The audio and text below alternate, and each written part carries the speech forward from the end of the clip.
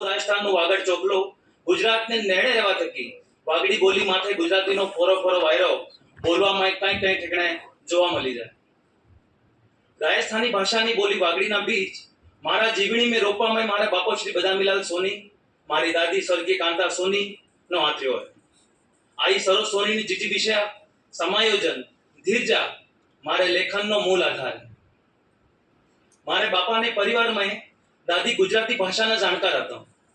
રાત્રે હુતી વેરા એનાની વાર્તાએ હાંભળીને વાગડીનું બીજ મગજમાં પડવા લાગ્યું. નાની હાલમાં હેત ભણેલા ગણેલા રહેવા થકી ચોપડી ભણવામાં મારી રુચિ જાગૃત થઈ. બાપાને વિજાતીય વિવાહ કારણે મને વાગડી થકી સેટી રહેવું પડ્યું. બંબઈ નનિયાલમાં મેં દખણાવ બામણ પરિવારના સંસ્કાર, મહારાષ્ટ્રની બોલી અને રાજસ્થાની ભાષાની સમજ વિરાસત में મળી. મુંબઈમાં જન્મ લઈ 8 વર્ષ મેં રહેવા ઉઠે જ્યારે પાછો આપણે દેશ આવ્યો આય વાગડી થકી મારી સહી રીતે પહેલી હકામોડી થઈ. તારે મને ને તો ઠીક હું વાગડી બોલતા આવડતી હતી ને સમજતા આવડતી હતી. હાથે ભણવા વાળા ગોઠિયા और સ્કૂલના માણસા મારે હારું નવી દુનિયાના મનક હતા ને હું એનન હારું એલિયન. ભાષા और બોલી હોણી હામલીની જ બોલાય. મેં બી ધારી લીધું હતું કંઈ બી થઈ જાય વાગડી શીખવી છે. તૂટું ફૂટું ખરું પણ બોલવું વાગડીમાં છે. ગોટી હાથે સ્કૂલમાં તારાવી ઝીરતી વેરા આંબાના રૂખડે ઘુમડા પાડते हेमार करते दंड. हेमार एक वर्ड है वागड़ी का जो लोग मतलब शाम का चूल्हा चौका करने के लिए जलाऊ लकड़ी ईंधन बीनने जाते हैं उसको हमारी मायड़ बोली में हेमार कहते हैं जो एक विलुप्त होता हुआ शब्द है जिसको मैंने लेने का प्रयास किया. हेमार करते दंड जुदा जुदा घोर फड़ा मन खाते रहवाने कारण मारी वागड़ी ने समझ बीजा करते વધારે વધવા લાગી. વાગડીમાં એક કહેવત है ફરે ઈ સરે બાંધ્યું ભૂખ્યું મરે.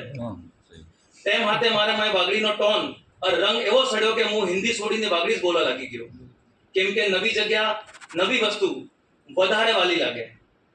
ચોતરા માથે દાણા ગड्ढाની વાતે હમરવી और જે શબ્દ મને ને આવતો એનો અર્થ પૂછું મારું નેમ બની ગયું હતું.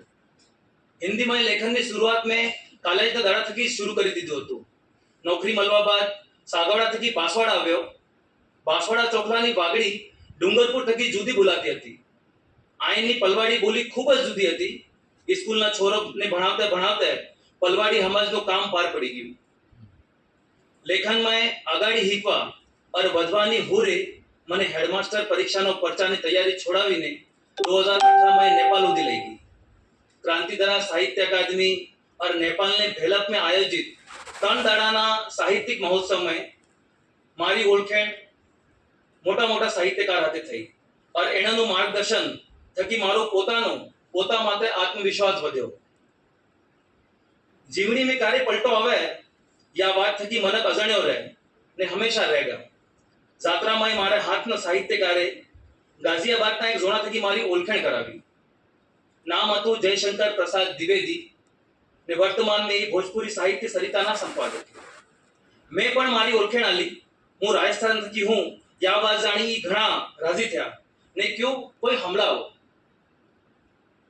મેં ગીતનો બંધ હમણાવી દીધો.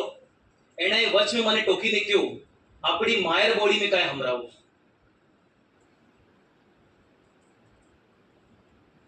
या વાત હોણીને લોહી બરફ વધુ જમી ગયું. કેમ કે આજ દણ માયડ બોલીમાં મેં કોઈ લખ્યું નહીં હતું. એનાની એક વાત ગાઢ બાંધી લાવ્યો. અંગાજમાં ઘૂંટીએ હૂપો પણ પોગ જમી માથે રહેવા જોઈએ. રેલગાડી में બેઠા બેઠા વિચારનો ભૂતાળીઓ મન મગજમાં ભમવા લાગ્યો. પોતાને आई ને કોણ ડાકણ કે હિન્દી આપણી રાષ્ટ્રભાષા है વેનો આદર है પણ આપણી માયડ ભાષાને વધારવાનો ફરજ भी तो આપણો है. भारतेंदु हरिश्चंद्र ની લેણ યાદ આવી ગઈ. निज भाषा उन्नति है सब उन्नति को मूल बिन निज भाषा ज्ञान के मिटत नहीं को सूल. આપણી જમી આપણી ભાષા આપણી आई થકી આપણી ઓળખાણ બનાવી है या વાત સમજ આવી ગઈ હતી. એક સંકલ્પ લીધો જાત્રા થાતા પહેલ વાગડીમાં કોઈ રસ્તા માંડુંગા. માયડ ભાષામાં લખવું કઠણ હતું પણ ને લખાય એવું બી નહીં હતું. और यो काम पार पड़्યું. वो दाड़ो है कि आज तो दाड़ो હું લઘુલઘ વાગડીમાં એક કવિતા માંડવા લાગો और ધીરે ધીરે એની સંખ્યા વધતી ગઈ. અવચેતન મનના તાવડામાં ઘણી વાતે વિચાર જગનાએ તબડે તારે ચેતન મન થકી શબ્દનો લાવો ઓગળાઈને બાળને આવે. બાળપણની યાદે હિકપણ સમાજ और કુટુંબના બે મોડાની રીત નિરાશા और માયડ બોલીમાં અલગ થતા શબ્દને અવેરવા હારું મારી કલમ ચાલી પડી. પણ વાગડીને લિપિબદ્ધ કરવું દોરામાં કૂવો ખોતરવા હરવું. મનકર સમાજની પીડ જોવા હારું સંવેદનાનો બિલોરી કાચ જુએ. દિલજાના તેંદા હોઈએ માટે ઊભું રહેવું પડે. મન મગજ એક થાય તારે કલમ થકી શબ્દના તકડતા તંગી લવડે. યા કામ હારું મારા વાગડ ચોખલાના વર્તમાન સાહિત્યકારોનો મને સહયોગ મળ્યો. એનાની ચોપડીએ વાંચવા મળી.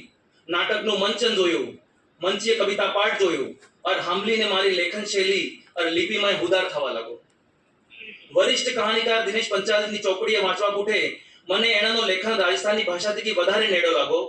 राजस्थानी भाषा साहित्य और संस्कृति अकादमी बीकानेर और कलश साहित्य कला संस्थान गढ़ीना भेलक में आयोजित वागड़ चोखलाना साहित्यकार सम्मेलन इतिहासकार घनश्याम भाटीजीए मारी ओळखेण वरिष्ठ